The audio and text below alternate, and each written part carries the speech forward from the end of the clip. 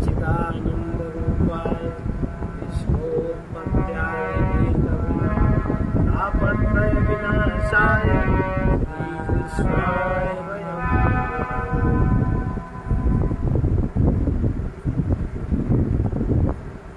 सामान्यतः लोग सोचते हैं मन का प्रेरक हमारी वाणी है।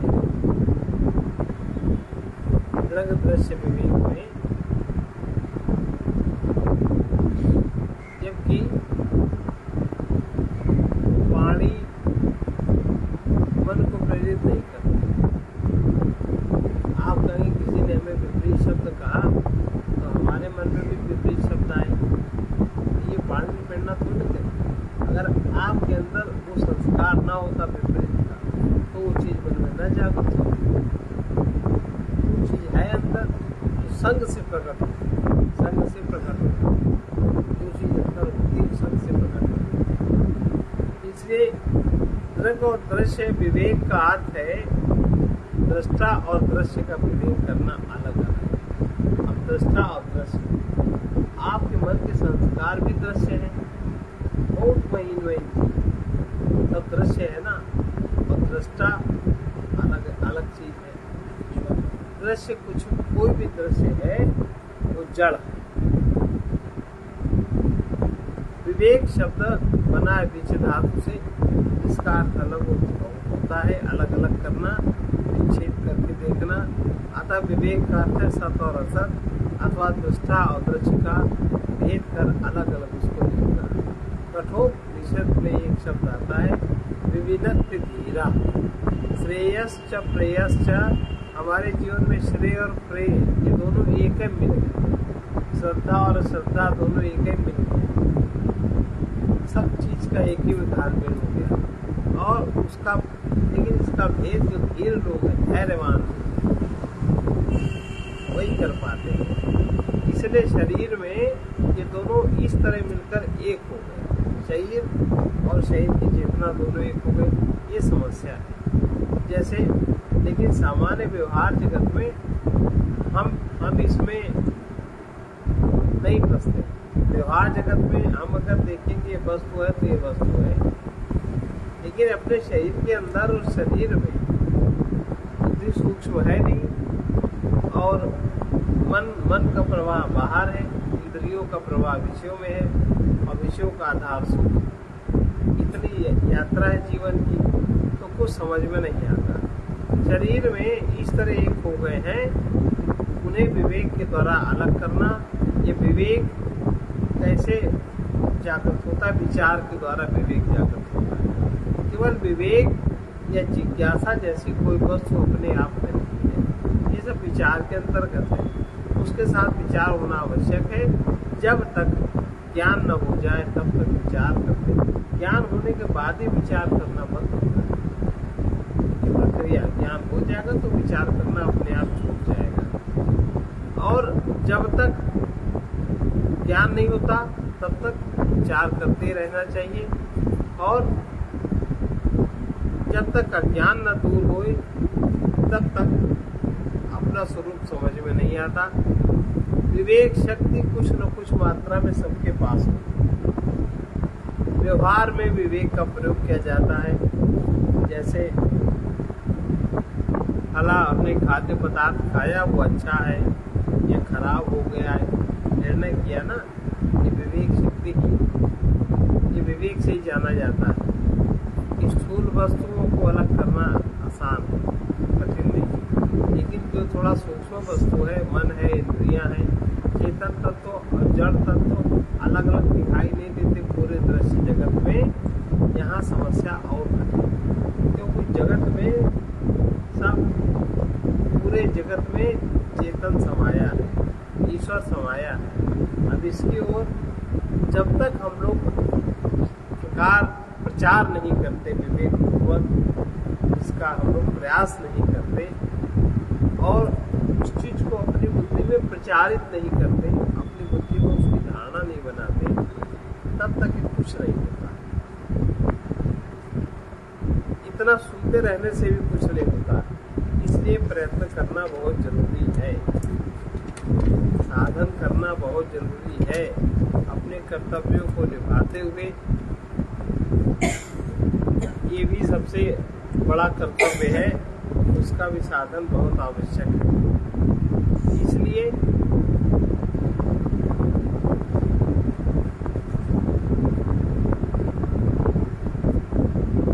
इस पुस्तक में 31 श्लोक है कुल, उनको हम लोग आज से शुरू करते हैं। पहला, रूपम दृश्यम लोचन तद दृश्यम दुःखमानसम दृश्यादि वृत्तयः साक्षी एव न तु दृश्यते। आँख के लिए रूप दृश्य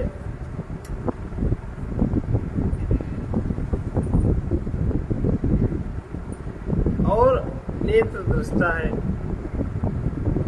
फिर वो नेत्र दृश्य है, मन उसका दृष्टा है, फिर बुद्धि की सभी वृत्तियां दृश्य हैं और उसका दृष्टा है साक्षी चैतन्य, जो किसी का भी दृश्य विषय नहीं होता। इतने इस तरह नंबर 1 नेत्र का और दृश्य का, नंबर 2 मन का,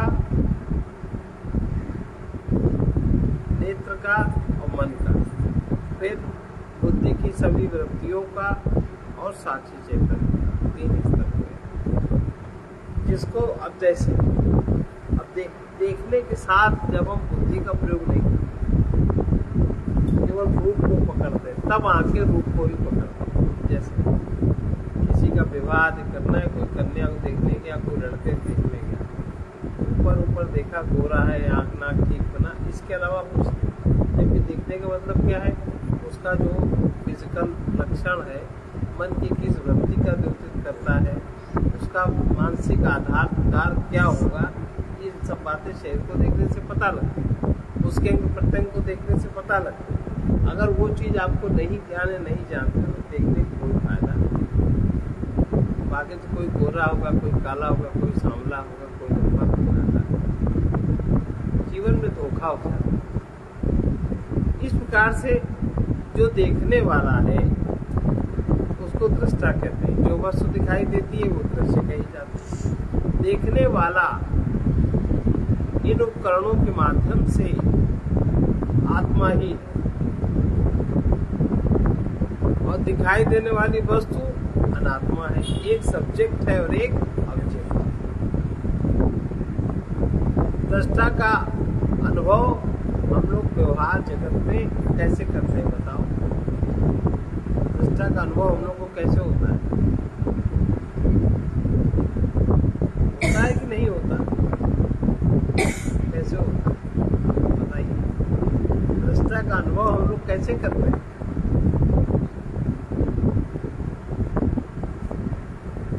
किसी को अगर कुछ भी संस्कार, इसका मतलब सुनने का संस्कार किसी को नहीं।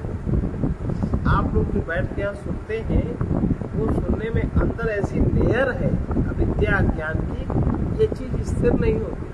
आज चौथी बार ये चीज सुन रहे हैं, इसकी कोई चीज ना तो समझ में आती है, ना ही कोई संस्कार स्थिरता से पड़ता है।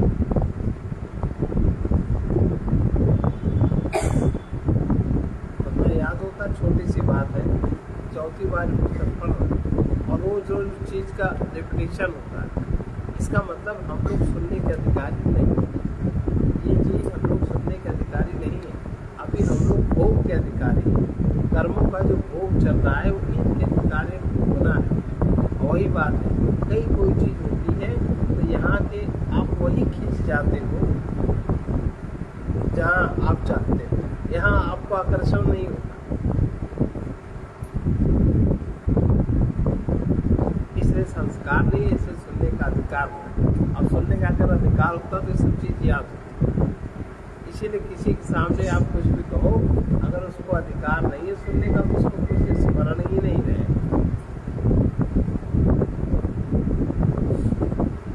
पात्रता नहीं है, श्रद्धा भी नहीं है, भाव भी नहीं है, भगवान गीता में कहते हैं श्रद्धावान लभते ज्ञानम तत्परा संयतेन्द्रियः।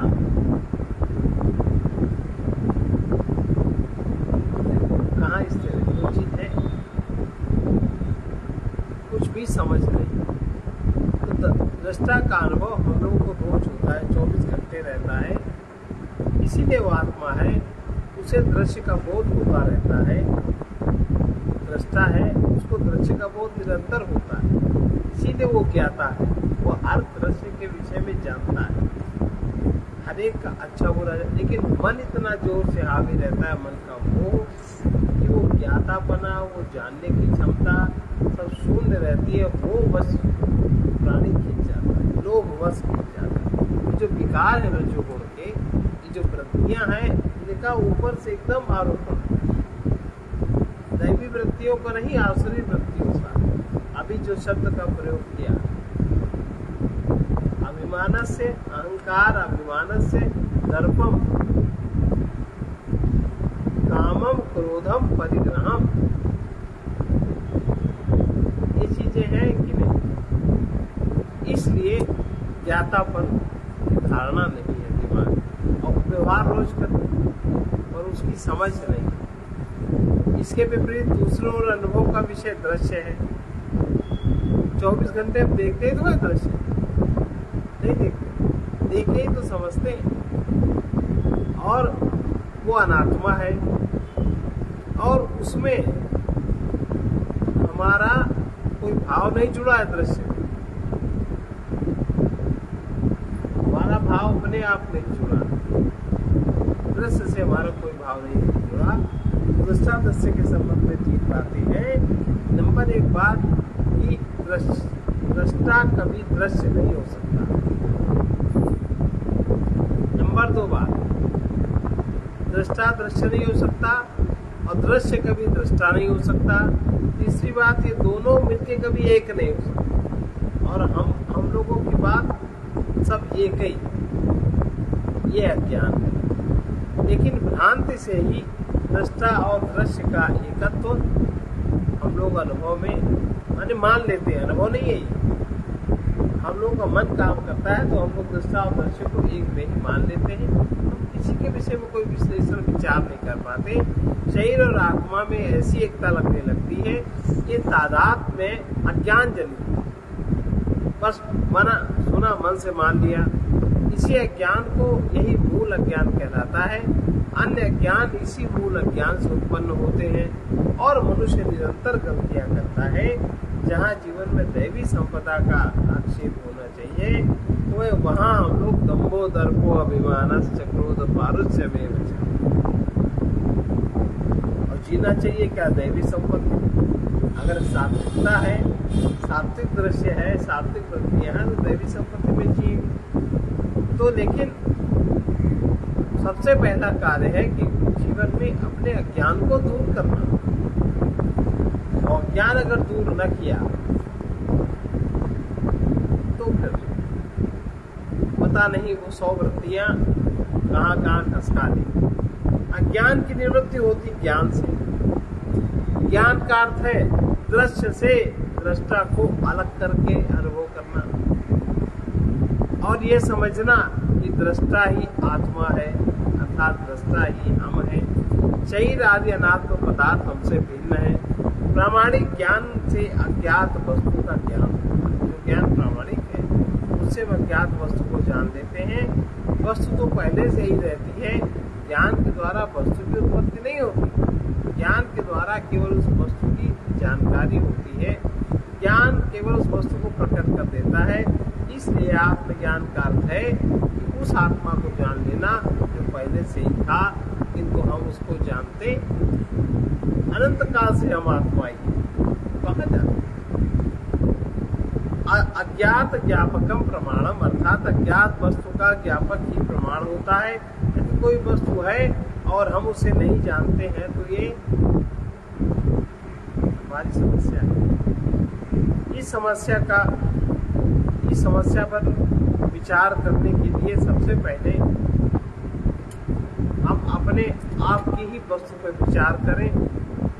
मान लीजिए हमारे सामने कोई पात्र है, गिलास, कटोरा, कटोरा, घड़ा आदि वो दृश्य है और हम उसके दृष्टा हैं। तभी तो उसको अंदर बाहर देख लेते हैं, साफ है कि गंदा है, तब उसका उपयोग करते हैं। कौन?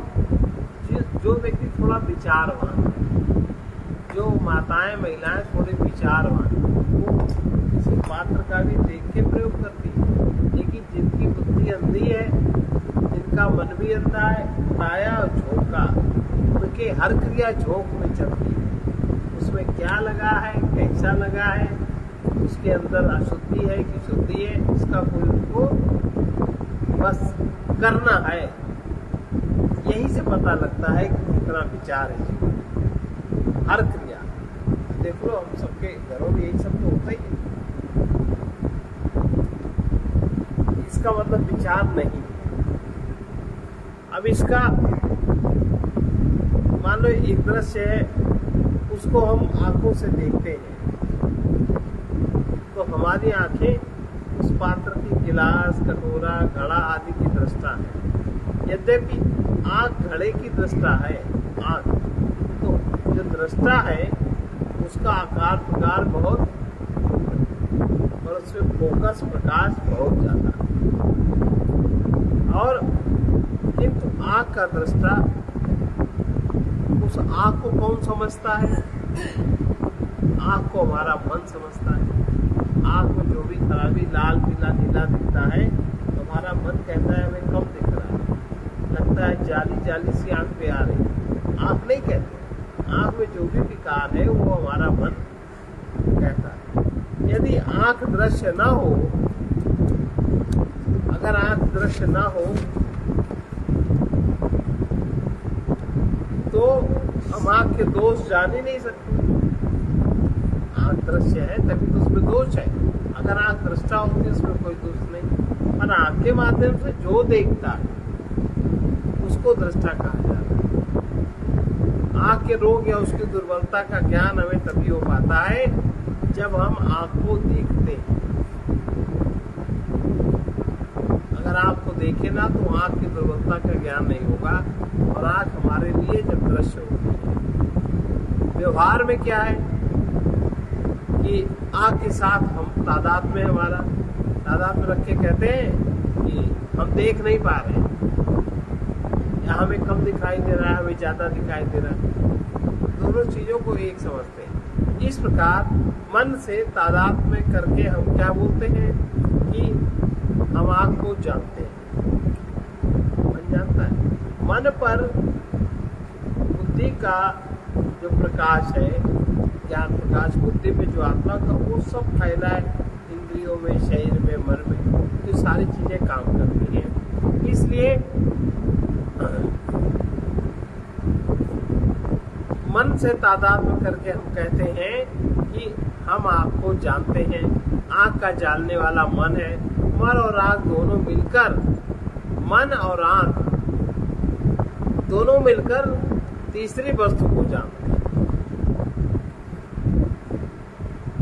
अकेले मन नहीं जान, मन है अगर तो आँख आपकी नहीं है तो आप पदार्थ कैसे जानो? क्योंकि इंद्रियों का संबंध पदार्थ से। तो मन और आँख जब दोनों मिलते हैं एक फ्रीक्वेंसी पे, तब हम बाहर के पदार्थ को जान पाते हैं। अगर इंद्रियां नहीं है या इंद्रियां ठीक नहीं है तो हम मन के द्वारा पदार्थ को नहीं जान सकते। आँख को आज जानने वाला मन है। मन और आँख दोनों मिलकर किसी वस्तु को जानते हैं। आँख केवल व्यक्ति का रूप ग्रहण करती है, आँख देखती नहीं। वो व्यक्ति वर्मा है, शर्मा है, क्षत्रिय है, ब्राह्मण है, इसका निश्चय वो कौन है, इसका निश्चय आँख नहीं करती, इसका निश्चय मन करता है। अकेली आँखों से कुछ भी ज्ञान नहीं। अकेले आँख देखे कोई भी ज्ञान, जैसे कोई पागल व्यक्ति है वही से देखता है, उसका मन काम नहीं करता, उसको कहाँ कुछ ज्ञान होता है? देखता तो है, और देखने के बाद क्रिया प्रतिक्रिया उसमें नहीं होती क्योंकि उसका मन सामान्य रूप से काम नहीं करता।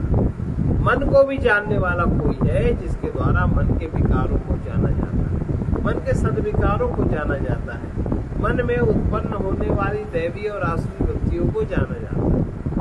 उसके पीछे भी कोई है।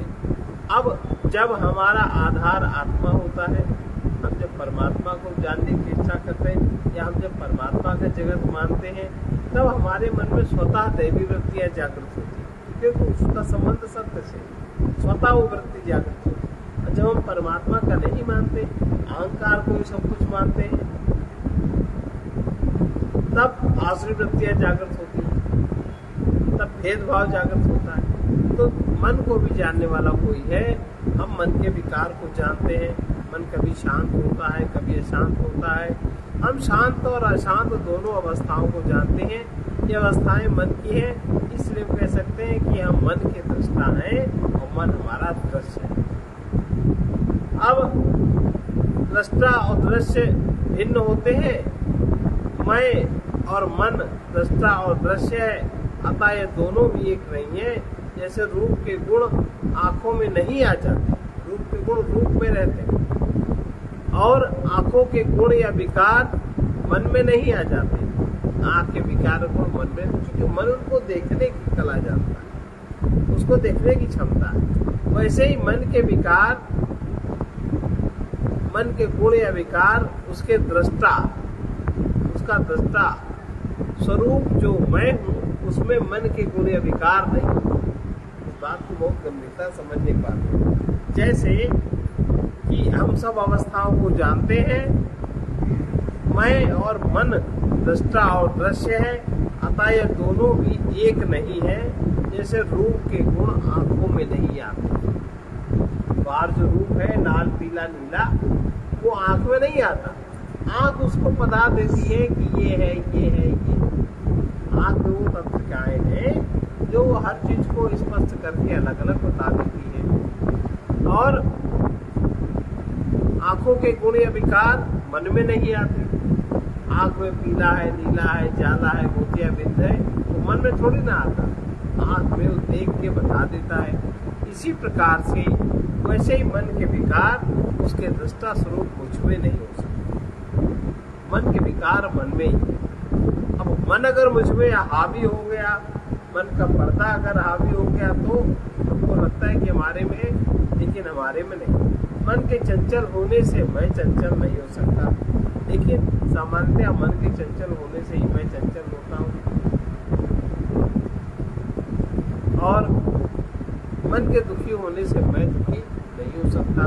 मैं चंचलता, दुख आदि के गुणों या विकारों को जानते रहकर उससे भिन्न और अप्रभावित रहता, लेकिन ये व्यवहार में देखना नहीं आता। व्यवहार में ऐसा है नहीं। आपके मन से संबंधित कोई भी व्यक्ति, कोई भी वस्तु सामने आई, आप उसमें तुरंत क्रिया करते हो मन के अनुसार। आप उसको एक बार भी तटस्थ होकर नहीं देखते, निर्णय नहीं करते इस समय हमें ये चुनना है कि हमको ये चुनना। उदाहरण, यहाँ बहुत अच्छा सत्संग चल रहा है, कभी कभी बहुत अच्छा प्रसंग होता है, और मन में अगर उच्चंग हो गई कि फला रिश्तेदार के यहाँ जाना है या फला का फोन आया, कोई आवश्यकता नहीं है।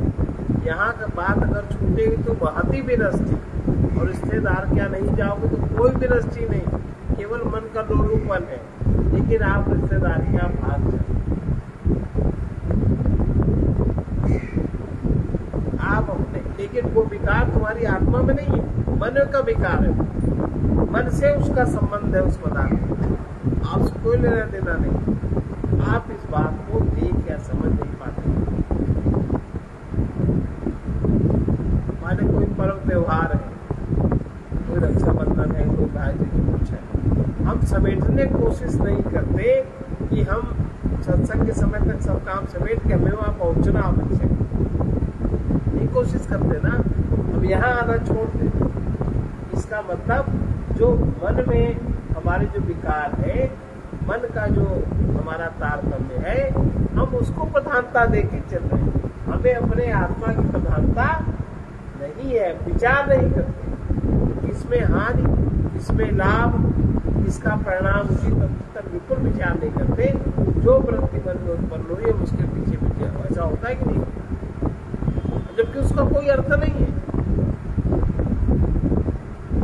क्योंकि भीतर से दैवी गुणों की कमी है, श्रद्धा नहीं है, विवेक नहीं है, भाव नहीं है, आग्रह नहीं है, और अभी वो समस्या नहीं जागृत हुई।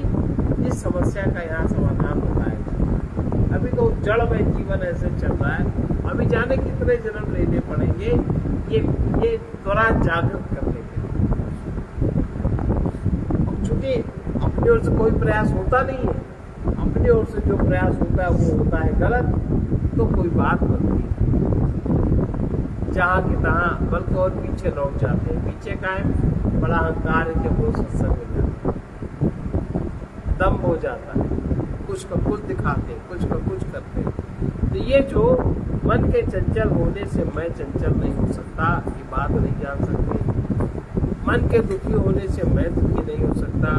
मैं चंचलता, दुख आदि के विकारों को जानते रहकर उससे भिन्न और अप्रभावित रहूं। मन में आएगा, क्योंकि मन से ही अपने जीवन जिया है कि ऐसा करना चाहिए ऐसा। लेकिन अगर कहीं जरा सा अलगाव अनुभव किया है चैतन्य आत्मा का और मन का, तो फिर मन आपको घसीट नहीं सकता। ये स्थिति अभी नहीं है, नहीं है। इसका मतलब आपने इसमें कोई प्रयास नहीं। मन और बुद्धि एक, दोनों एक ही अंतःकरण के कार्य हैं। अंतःकरण चतुष्टय में मन, बुद्धि, चित्त और अहंकार आते हैं। इन्हें कभी अंतःकरण के 4 भाग के 4 कार्य कहते हैं। अतः इनमें से किसी एक का नाम लेने से चारों का बोध हो जाता है। इसी दृष्टि से मन की वृत्तियों को बुद्धि की वृत्तियां कह देते हैं। उन्हें दृश्य बताया और साक्षी को उनका दृष्टा कहा गया। साक्षी अंतिम और वास्तविक दृष्टा है, उसका दृष्टा अन्य कोई नहीं है, इसलिए साक्षी दृश्य नहीं बनता। जैसे हम मन की वृत्तियों को देखते हैं, वैसे हम साक्षी का कुछ भी नहीं देखता। साक्षी का अर्थ होता है साक्षात क्षण इति साक्षी, अर्थात साक्षात देखने वाला साक्षी कहलाता है। जिसके बीच में न मन है न इंद्रियां है, वो सीधे इंद्रियों को भी देख सकता है, वो सीधे मन को भी देख सकता है, मन में उत्पन्न होने वाली दैवी वृत्तियों को देख सकता है, आसुरी वृत्तियों को। लेकिन जब आप साक्षी में स्थित होंगे, तब आपके ऊपर आसुरी वृत्तियां हावी नहीं हो सकती। दिखेगी तो, क्योंकि है वो चीज, लेकिन तब हावी नहीं हो सकती। दैवी वृत्ति हावी हो सकती है, क्योंकि उसका संबंध आपके आत्मा से, और आसुरी वृत्ति का संबंध जड़ पदार्थ से। इसलिए अगर देखने की क्षमता आ जाए तो हमारे जीवन में बहुत सुधार हो सकता है। बहुत पापों से हम बच सकते हैं, दुराग्रह से हम बच सकते हैं, मोह से हम निकल सकते हैं, लोभ से निकल सकते हैं, और अहंकार की जो मान्यताएं हैं बहुत सारी, वो हमको दबा नहीं सकती। और अभी तो वही सब उसी तरह चलते हैं। तो अर्थात साक्षात देखने वाला साक्षी कहलाता है। वो स्वयं प्रकाशित होकर अन्य वस्तुओं को भी प्रकाशित करता है। साक्षी के प्रकाश से बुद्धि प्रकाशित, बुद्धि के प्रकाश से मन, चित्त, अहंकार, शरीर, इंद्रियां, सब में उसी का प्रकाश है। स्वयं चेतन स्वरूप होने के कारण वो प्रकाशित होता है। वो सबका दृष्टा है, किंतु विचार करके देखो, उसका दृष्टा अन्य कोई नहीं हो सकता। अगर कहो कि उसकी चेतना जानने वाला कोई दूसरा है, कौन है? ईश्वर भी नहीं कह सकते उसको। ईश्वर भी उसके लेवल से एक पॉइंट नीचे है, क्योंकि ईश्वर माया युक्त है, साक्षी माया युक्त है, और साक्षी हम सब के अंदर, हम सब साक्षी है। इतनी सी बात नहीं पकड़ में आती और दुनिया को समझने की कोशिश करते हैं। इसलिए साक्षी का दृष्टा अन्य कोई नहीं है, क्योंकि इसका चेतना को जानने वाला कोई नहीं है, क्योंकि वो नाम मात्र है, उसका कोई धर्म नहीं है। साक्षी का धर्म होता है वस्तुओं का, उसका कोई धर्म नहीं है, इसलिए उसे कोई दृश्य रूप में नहीं जानता। और चैतन्य एक नाम है, वस्तुतः वो चैतन्य भी नहीं है। इस प्रकार आगे चलकर इसमें विचार हम करेंगे। यहाँ इतना ही निश्चय करना चाहिए वस्तु का दृष्टा नेत्र है, पदार्थ का दृष्टा नेत्र है, नेत्र का दृष्टा मन है, मन का दृष्टा साक्षी है, किंतु साक्षी का दृष्टा अन्य कोई नहीं, वही एक अंतिम तत्व है जो हमें अपनी चौथी अवस्था में उपलब्ध होता है, जो निरंतर जागृत रहता है। जब हमारा अहंकार सोते से जाग जाता है तब हम साक्षी हो जाते हैं। जब तक अहंकार सोता रहता है, काम में, क्रोध में, लोभ में, मोह में, जब तक कोई वृत्तियां हावी रहती हैं तब तक हमें साक्षी का अनुभव नहीं होता है। बार बार दिखाई पड़ता है, बार बार समझ में आता है, पर हमें उसका अनुभव नहीं होता। इतनी जड़ता का पर्दा, इतनी ज्यादा जड़ता है, घोर तमोगुण। अपना लोग दूसरे पे आक्षेपित करते हैं, अपना वो दूसरे पे, जो हमारे मन में है वही दृश्य में बाहर भी दिख रहा है। ऐसा तो वो यथार्थ दिखना तो नहीं हुआ। इसलिए साक्षी अंतिम तत्व है, इसी को आत्मा कहा जाता है। इस आत्मा से भिन्न कुछ भी नहीं। इससे भिन्न जो तमोगुण क्षेत्र में समझ में आता है वो अनात्मा है। उस अनात्मा के ही अंतर्गत, माने अनात्मा माने जो प्रकृति के पदार्थों, जो 5 तत्वों से बना, 5 तत्वों के सूक्ष्म भाग से जो बना, स्थूल भाग से जो बना, मध्य भाग में, वो सब अनात्मा है।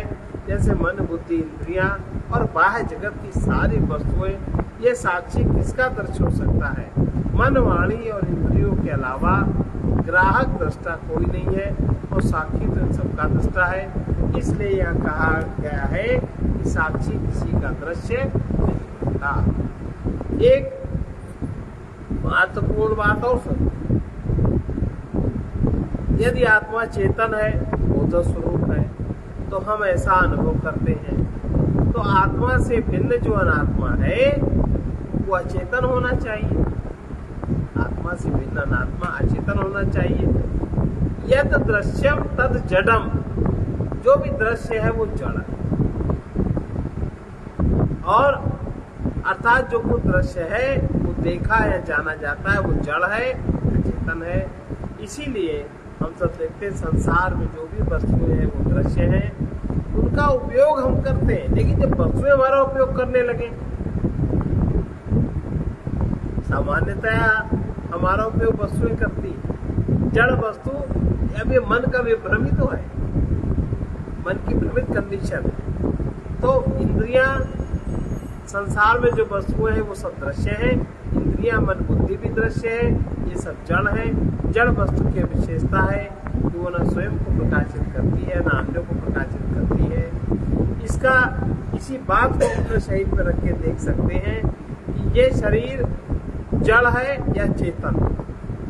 हम इस शरीर को चेतन समझते हैं, तभी तो मैं कहते हैं। मैं गई, मैं आई, मैं गया, मैं आया, मैंने किया। शरीर को लेकर तो मैं कहते हैं। और किंतु ये दृश्य होने के कारण चूंकि शरीर देखा जा सकता है, आंखें ही देखती शरीर को, और शरीर में ही आंखें हैं, आंखों के अंदर कोई अन्य शक्ति देखती है, तो ये जड़ होना चाहिए। शरीर जड़ है, लेकिन ये हमको अभ्यास के कारण लगता है चेतन। इंद्रियां और मन भी जड़ है, किंतु इंद्रियां और मन भी हमें चेतन प्रतीत होते हैं। इंद्रियों के माध्यम से जो चेतना हमारे शरीर का उपयोग करती है वो चेतन। क्या ये सब मिलकर चेतन हो गए?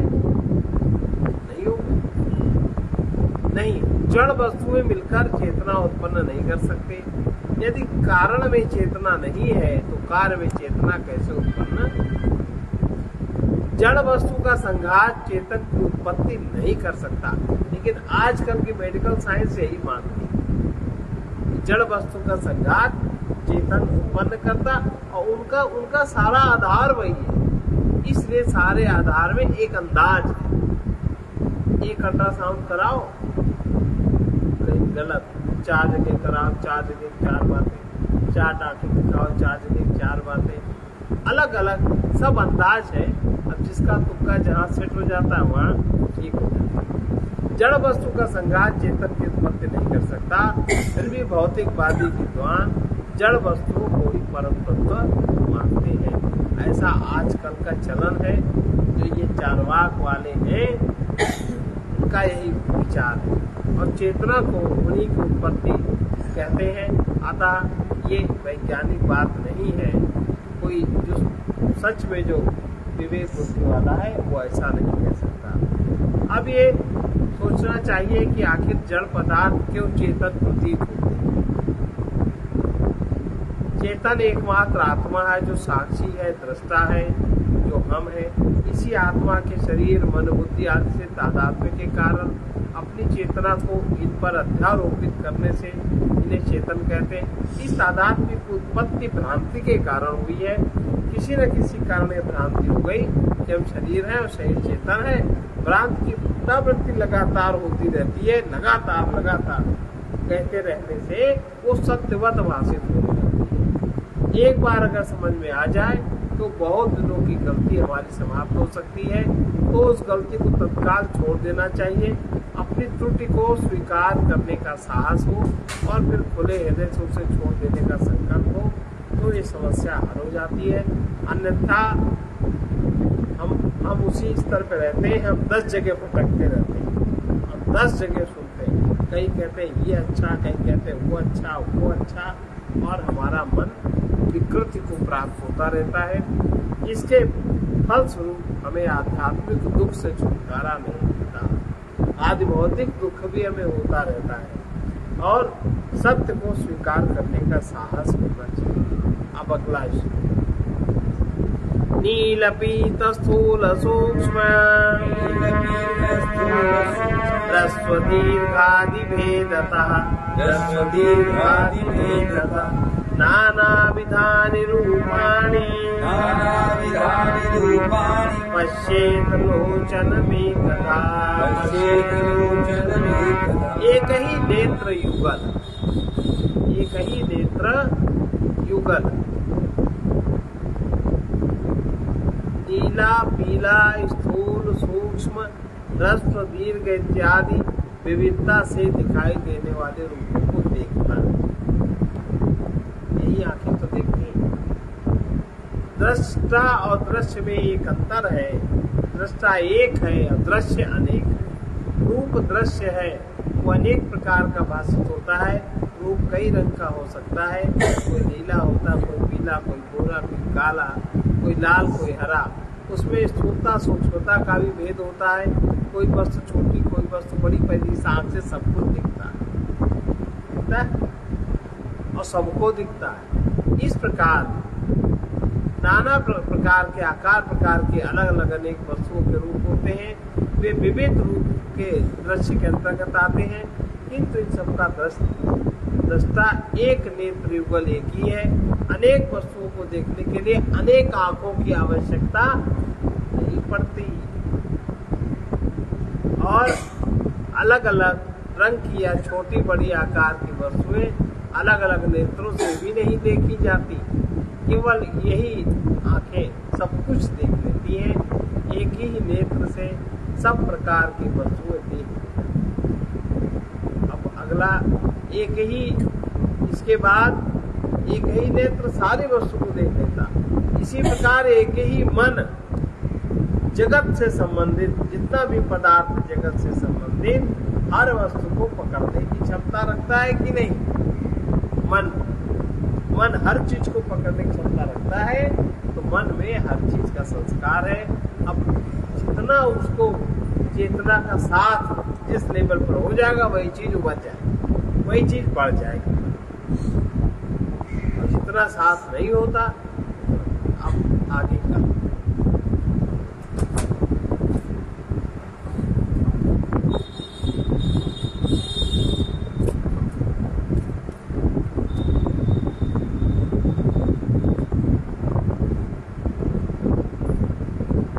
मोरे जियरा बड़ा अंदेसवा, मोरे जियरा बड़ा अंदेसवा, मुसाफिर जई हो कोनी,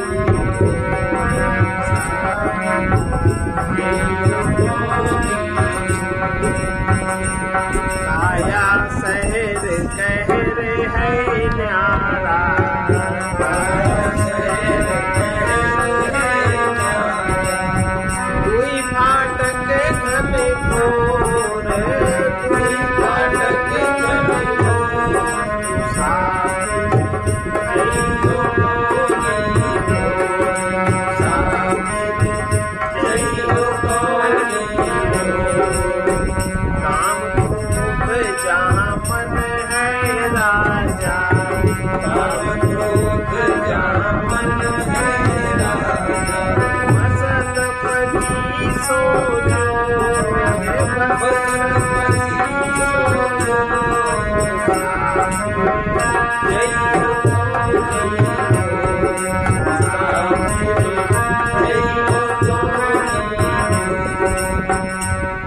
अगर श्रद्धा नहीं है तो संशय है, श्रद्धा है संशय समाप्त, श्रद्धा जागृत हो गई।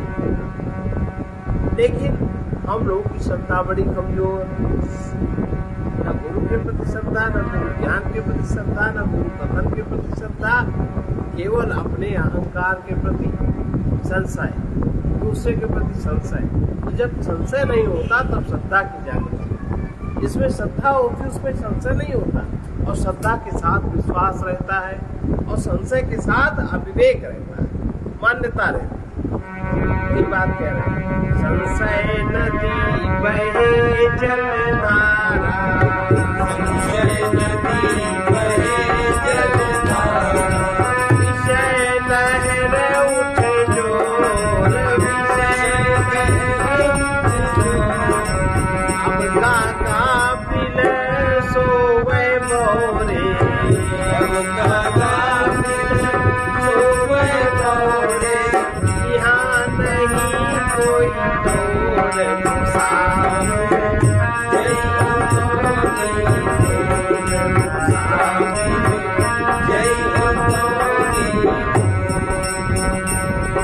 बिन सद्गुरु तुम ठौर न पैनो, बिन सद्गुरु तुम ठौर न पैनो, उनकी करो निहोर, उनकी करो निहोर, मुसाफिर जय हो गौरी, मुसाफिर जय हो गौरी, दाया लागे जब ले जइए, दाया लागे जब ले जइए, तब पावो निज ठौर, तब पावो निज ठौर, मुसाफिर जय हो गौरी, मुसाफिर जय हो गौरी, पाछन पैला समझो भाई,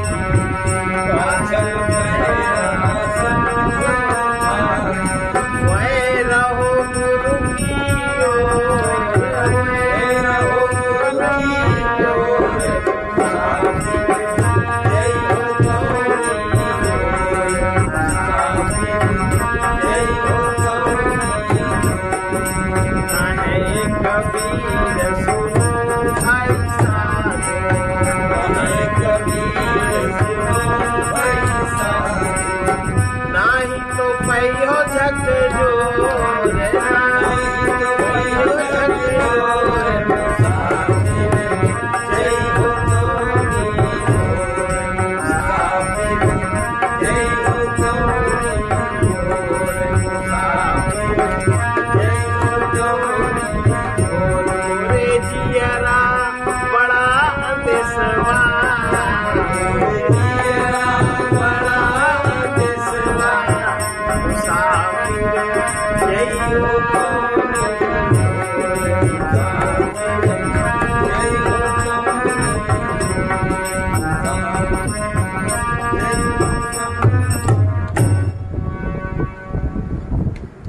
आजकल बातों का जमाना ज्यादा है, जो पढ़ा लिखा थोड़ा अंग्रेजी हिंदी जानने वाला सब किताब पढ़ के बातें करने लगे, उसको समाज गुरु माने, उसकी गुरुवाई चलती है, खुश रहता है गुरुवार, तो बहुत बड़े बड़े नाटक चलते हैं। लेकिन असली गुरु का स्थान है वो आज्ञा चक्र के ऊपर, वहां पर जिसकी स्थिति हो जाती है वो सदगुरु पद में प्रतिष्ठित होता, वो होता है, वो दूसरों को लेकिन ऐसे तुमको नहीं करेगा। पहले तुम पिछला पैड़ा अपना संभालो,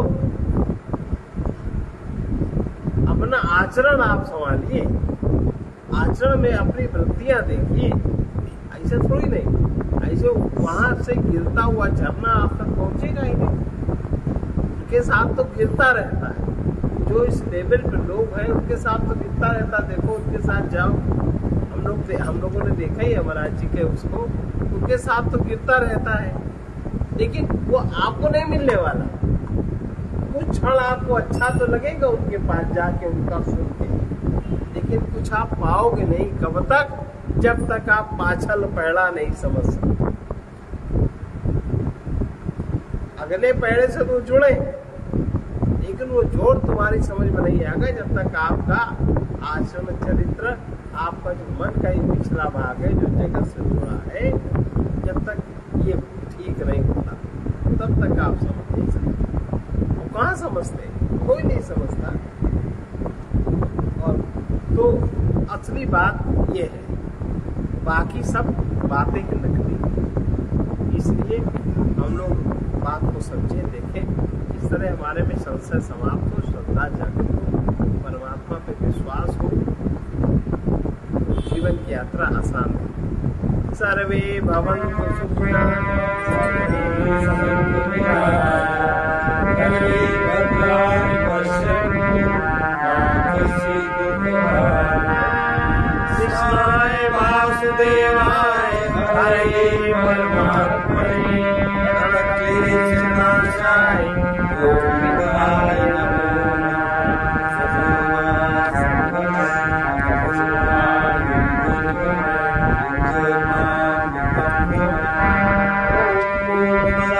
पूर्णमिदं पूर्णात् पूर्णमुदच्यते पूर्णस्य पूर्णमादाय पूर्णमेवावशिष्यते।